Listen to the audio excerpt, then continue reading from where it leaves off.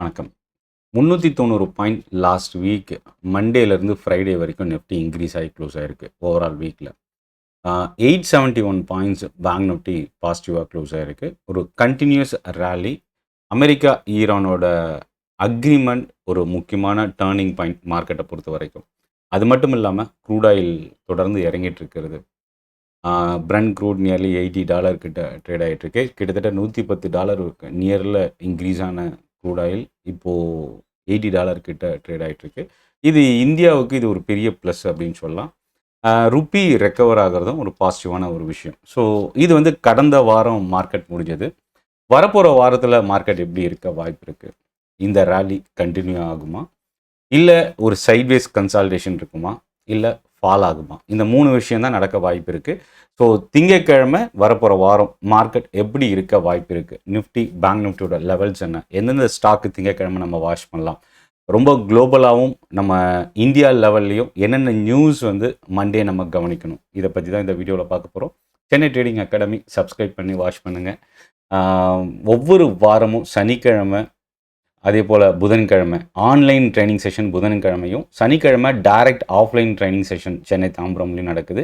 அதுக்கான லிங்க் டிஸ்கிரிப்ஷனில் இருக்குது. கிளிக் பண்ணி ரெஜிஸ்டர் பண்ணிக்கங்க. இப்போது வீடியோக்குள்ளே போகலாம்.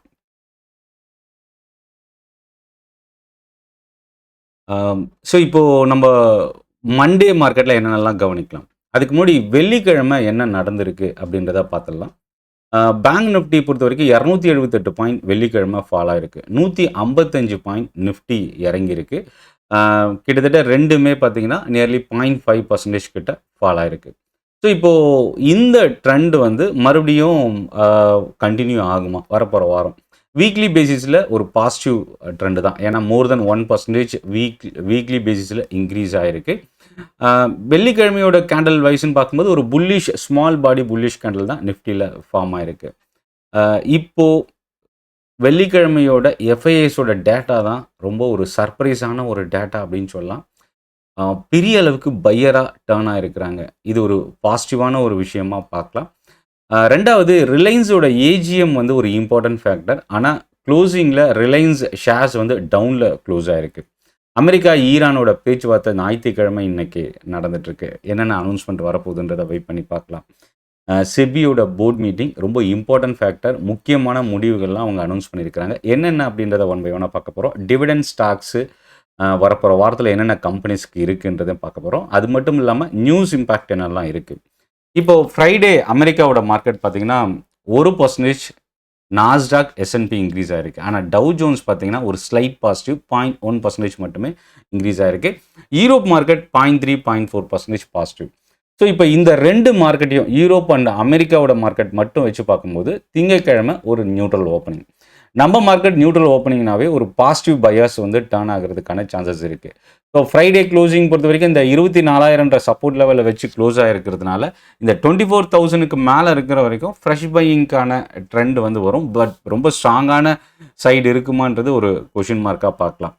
அடுத்தது க்ரூட் ஆயிலோட ட்ரெண்ட் 4% பிரண்ட் க்ரூட் ஃபால் ஆகிருக்கு. அமெரிக்காவோட க்ரூடும் நியர்லி 4% இறங்கியிருக்கு.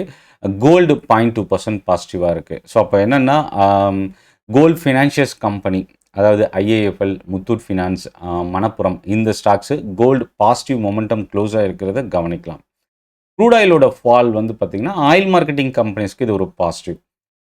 இல்லை கிட்டத்தட்ட கவனிக்க வேண்டிய ஸ்டாக்ஸ்னால் Bharat petroleum, IOC, Hindustan petroleum. இன்னொரு பக்கம் நெகட்டிவ் சைடில் ONGC, ஆயில் இண்டியா, இந்த மாதிரி ரிஃபைனரி ஸ்டாக்ஸ் வந்து நம்ம கவனிக்கலாம். இல்லை இன்னொரு பாசிட்டிவான ஒரு விஷயம் என்னென்னா க்ரூட் ஆயில் ப்ரைஸ் ஃபால் ஆகிறது இன்ஃப்ளேஷன் வந்து கண்ட்ரோலில் எடுத்துகிட்டு வரதுக்கான ஒரு possible.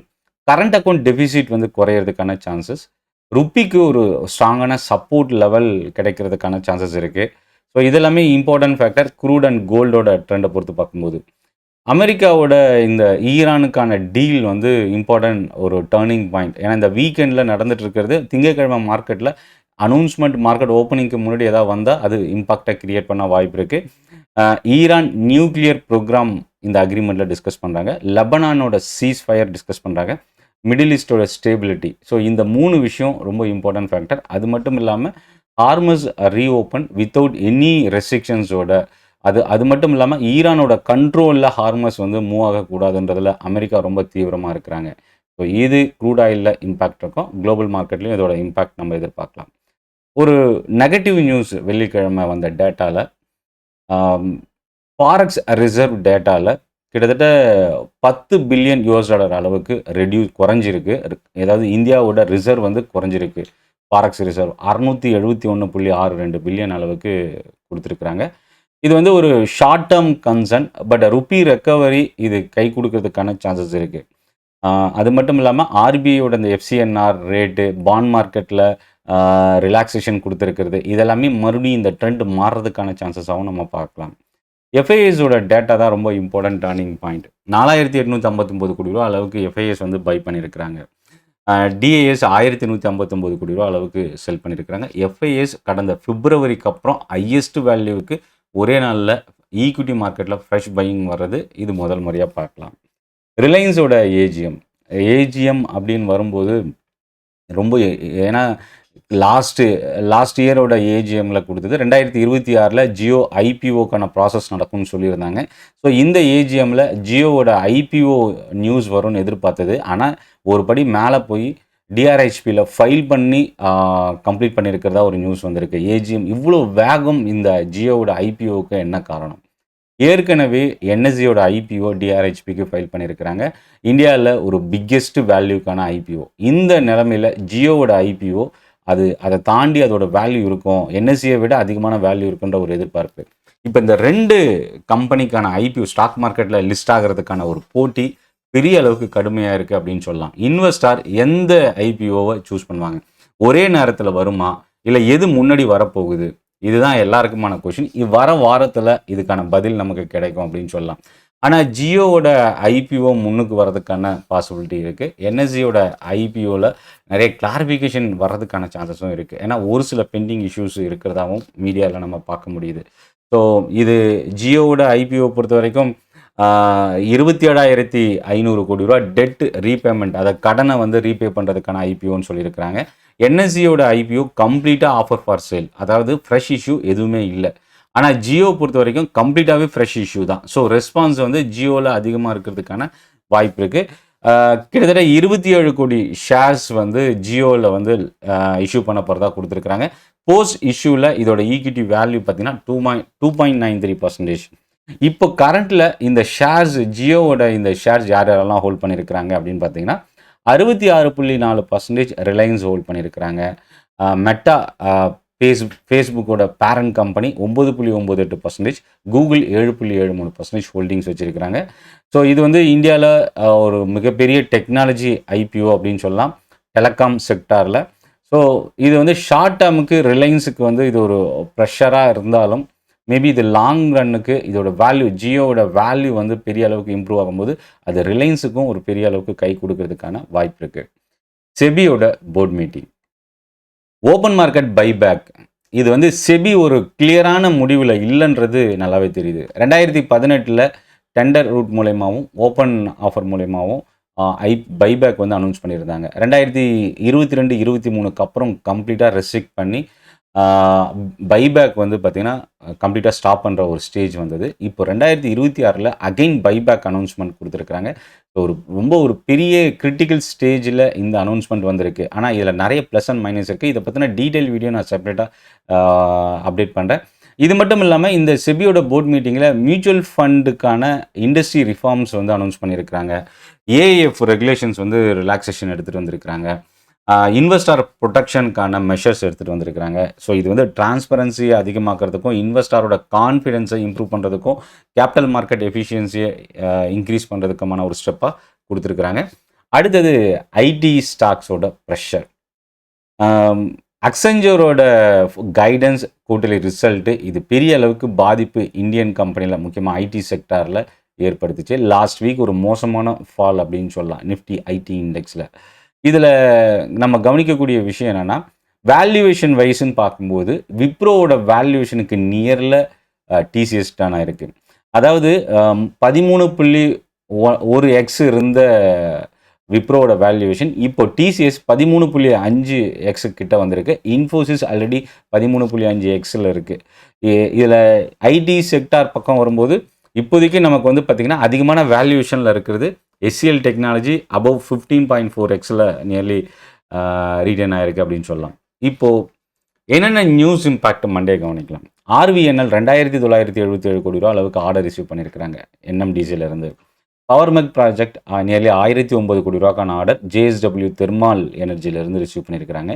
GRSC shipping company Navratna status கவர்மெண்ட்லேருந்து ரிசீவ் பண்ணியிருக்கிறாங்க. ஸோ இது வந்து ஒரு வேல்யூ அன்லாக்கிங் சிஸ்டம் அப்படின்னு கூட சொல்லலாம். ஒரு சில கம்பெனிக்கான ஒரு சில ரெஸ்ட்ரிக்ஷன்ஸ் வந்து ரிமூவ் ஆகிறதுக்கான சான்சஸ் இருக்குது. 271 கோடி ரூபா அளவுக்கு life science acquisition announcement Sun Pharma கொடுத்துருக்குறாங்க. இன்னோ கேர் அப்படின்ற ஒரு கம்பெனியை இவங்க வாங்குறதுக்கான அனௌன்ஸ்மெண்ட். இதோட வேல்யூ நியர்லி 271 கோடி ரூபா அளவுக்கு. யூனோ மிண்டாவுக்கான கவர்மெண்ட் அப்ரூவல் கொடுத்துருக்குறாங்க. ஆட்டோ ஆன்சிலரி கம்பெனிஸ் நம்ம வாட்ச் பண்ணலாம். ஆர்பிஎல் பேங்க் ஆல்ரெடி எமிரேட்ஸ் என்பிடிக்கு வந்து பார்த்திங்கன்னா ஷேர்ஸ் அலாட் பண்ணியிருந்தாங்க லாஸ்ட் வீக்கு. இப்போ டோட்டலாக எமிரேட்ஸ் வந்து நியர்லி 60% ஷேர்ஸ் ஆர்பிஎல் பேங்க்கில் ஹோல்ட் பண்ணியிருக்கிறாங்க. மெஜாரிட்டி ஸ்டேக் ஹோல்டராக டர்ன் ஆகிருக்கிறாங்க. பேசஞ்சர் வெஹிக்கிள் இண்டஸ்ட்ரியோட டேட்டா கொடுத்துருக்குறாங்க. ஆட்டோ மேனுஃபேக்சரிங் கம்பெனிஸ் நம்ம மண்டே வாட்ச் பண்ணலாம். பட் ஆனால் பெரிய அளவுக்கு ஒரு இம்பாக்டை கிரியேட் பண்ணக்கூடிய நியூஸாக இல்லை. ஸ்பைஸ்ஜெட் வந்து இசிஎல்ஜிஎஸ் ஃபண்டிங் 150 கோடி ரூபா அளவுக்கு ரிசீவ் பண்ணியிருக்கிறாங்க. இது வந்து பார்த்திங்கன்னா ஸ்பைஸ்ஜெட் வந்து நம்ம மண்டே கவனிக்கலாம். Final dividend record date announce பண்ணியிருக்கிறாங்க Q1 ரிசல்ட்டுக்கு அப்புறம். நெஸ்லே இந்தியா வாட்ச் பண்ணலாம். July 22 record date. Coal gasification project வந்து ஒடிசாவில் பிரைம் மினிஸ்டர் மோடி லான்ச் பண்ணுறதுக்கான ஒரு நியூஸு. கோல் இந்தியா நம்ம வாட்ச் பண்ணலாம். இப்போது வரப்போகிற வாரம் டிவிடெண்ட் அனௌன்ஸ்மெண்ட்டில் இருக்கக்கூடிய ஸ்டாக்ஸ்லாம் என்ன?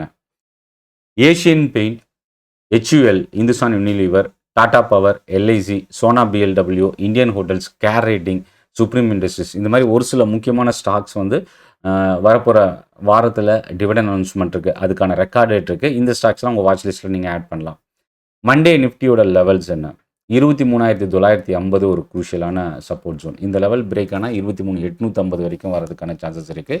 24,200 ஒரு ஸ்ட்ராங்கான ரெசிஸ்டன்ஸ் லெவல். லாஸ்ட் வீக் 24,100 கிட்ட டர்ன் ஆயிருந்தது. மேஜர் ரெசிஸ்டன்ஸ் அப்படின்னு பார்த்தீங்கன்னா 24,250 தான்.